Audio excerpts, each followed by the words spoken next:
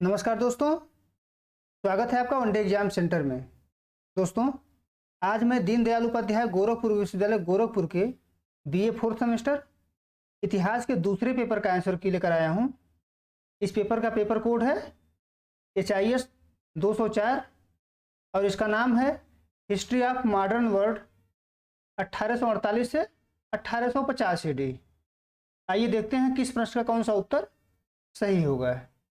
आपका पहला प्रश्न है, प्राग की संधि पर हस्ताक्षर कब हुआ? तो यहाँ ए ऑप्शन सही हो जाएगा।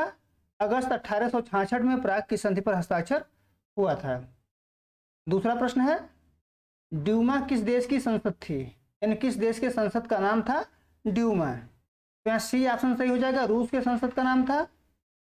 आगे बढ़ते हैं, तीसरा प्रश्न है, बिस्मार्क ने गेस्टाइन का समझौता किस देश के साथ किया था? तो तीसरे प्रश्न का आपका बी ऑप्शन सही हो जाएगा, ऑस्ट्रिया के साथ बिस्मार्क ने गेस्टाइन का समझौता किया था। चौथा प्रश्न है, जॉलवेरिन किस प्रकार का संघ था? तो यहाँ पर डी ऑप्शन सही हो जाएगा, जॉलवेरिन जो था आर्थिक संघ था एक प्रकार का। पांचवा प्रश्न है, कार्लसबाद के नियमों को पारित कराने वाला प्रमुख व्यक्ति कौन था? तो पांचवे का ए ऑप्शन सही हो जाएगा, मैटरनिख, यानी मैटरनिख के द्वारा कार्लसबाद के नियमों को पारित करवाया गया था। छठवां प्रश्न है, मैजनी ने यंग इटली नामक संस्था की स्थापना कहाँ की थी? तो छठे का ए ऑप्शन सही हो जाएगा, फ्रांस में की थी मैजनी ने यंग इटली नाम की संस्था की स्थापना। सातवां प्रश्न है, मैजनी का जन्म किस वर्ष हुआ था? इसमें दोस्तों एक भी ऑप्शन सही नहीं है, क्योंकि मैजनी का जो जन्म था वो 1805 ईस्वी में हुआ था। यहाँ पर 1850 दिया हुआ है, तो इसको माना जा सकता है कि ये उत्तर सही देने की कोशिश कर रहा था विश्वविद्यालय, लेकिन 1805 की जगह 1850 हो गया है। लेकिन मैजनी का जो जन्म हुआ था 1805 में हुआ था। आगे बढ़ते हैं, आठवां प्रश्न है, निम्नलिखित में से किस देश में कार्बोनरी नामक संगठन स्थापित हुआ था? तो बी ऑप्शन सही हो जाएगा, इटली में जो है कार्बोनरी नामक संस्था के गठन किया गया था। नौवां प्रश्न है, रक्त एवं लौह की नीति का प्रतिपादक निम्नलिखित में से कौन था? तो रक्त और लौह की नीति बिस्मार्क के द्वारा प्रतिपादित किया गया था। तो ए ऑप्शन 9 का सही हो जाएगा। 10वां प्रश्न है, संयुक्त राष्ट्र संघ में वीटो का अधिकार कितने देशों के पास है? तो कुल 5 देशों के पास है। तो बी ऑप्शन 10वें का सही हो जाएगा। 11 नंबर प्रश्न है, संयुक्त राष्ट्र संघ का प्रधान कार्यालय कहाँ स्थित है? न्यूयॉर्क में है। सी ऑप्शन 11वें का सही हो जाएगा। 12 नंबर प्रश्न है, संयुक्त राष्ट्र संघ की स्थापना किस वर्ष हुई थी? तो 12 का आपका सी ऑप्शन सही हो जाएगा, यूएन की स्थापना 1945 में की गई थी। 13 नंबर प्रश्न है, निम्नलिखित में से कौन सा देश धुरी शक्तियों का सदस्य नहीं था? धुरी देशों में कौन शामिल नहीं था आपको बताना है यहाँ पर। तो जापान सही हो जाएगा, यानी 13 का बी ऑप्शन सही हो जाएगा। 14 नंबर प्रश्न है, द्वितीय विश्व युद्ध के दौरान निम्नलिखित में से किस देश ने पर्ल हार्बर पर आक्रमण किया था? तो जापान ने किया था। तो 14 का डी ऑप्शन सही हो जाएगा।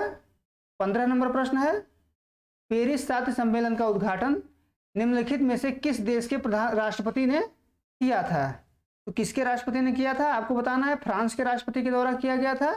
तो 15 का बी ऑप्शन सही हो जाएगा। 16 नंबर प्रश्न है, सेडान के युद्ध में किस देश की हार हुई थी?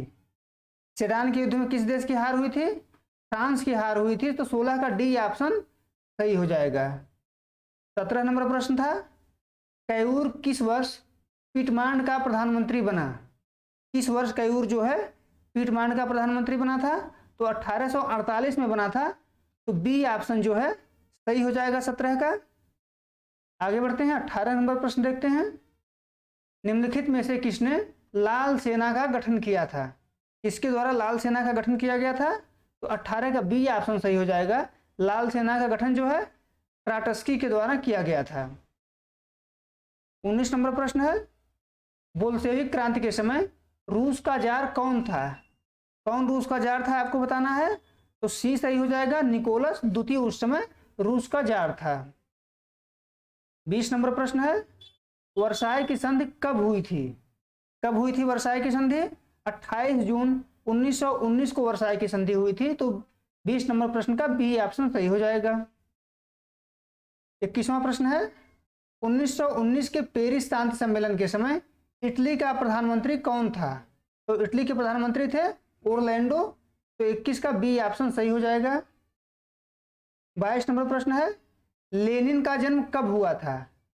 लेनिन का जन्म कब हुआ था? 22 नंबर प्रश्न है आपका। तो लेनिन का जन्म दोस्तों 1870 में हुआ था, जो कि किसी भी ऑप्शन में नहीं है। निकटतम उत्तर है 1869, तो बी को माना जा सकता है। 23 नंबर प्रश्न है अमेरिका के राष्ट्रपति विल्सन ने अपने 14 सूत्रों की घोषणा कब की? यानी कब किया गया था इनके द्वारा 14 सूत्रों की घोषणा? 23 नंबर प्रश्न में बताना है आपको। तो 23 का सी ऑप्शन सही हो जाएगा। 8 जनवरी 1918 को इनके द्वारा 14 सूत्रों की घोषणा की गई थी। 24 नंबर प्रश्न है ओवन यंग योजना 1929 के अंतर्गत जर्मनी को क्षतिपूर्ति की रकम कितने वर्षों में अदा करनी थी? तो कुल 61 वर्षों में अदा करनी थी।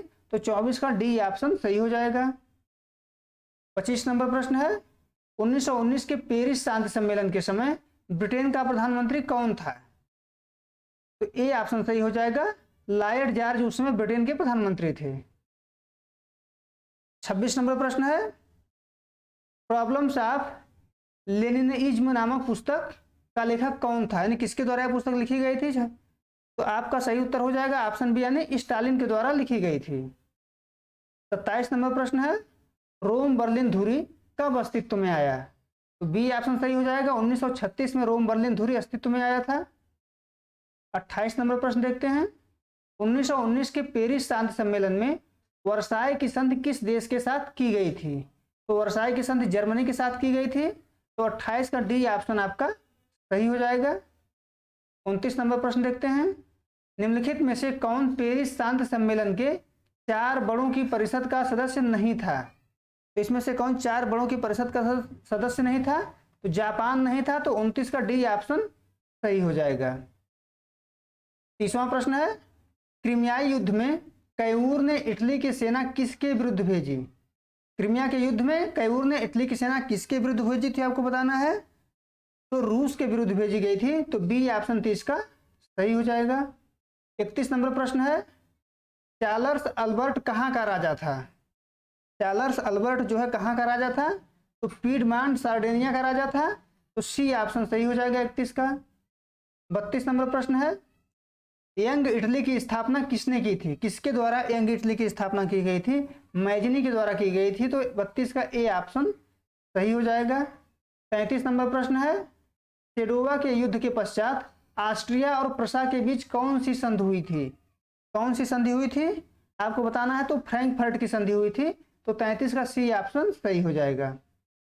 34 नंबर प्रश्न है बिस्मार्क को प्रसा का चांसलर कब नियुक्त किया गया था? बिस्मार्क को प्रसा का चांसलर कब नियुक्त किया गया था आपको बताना है।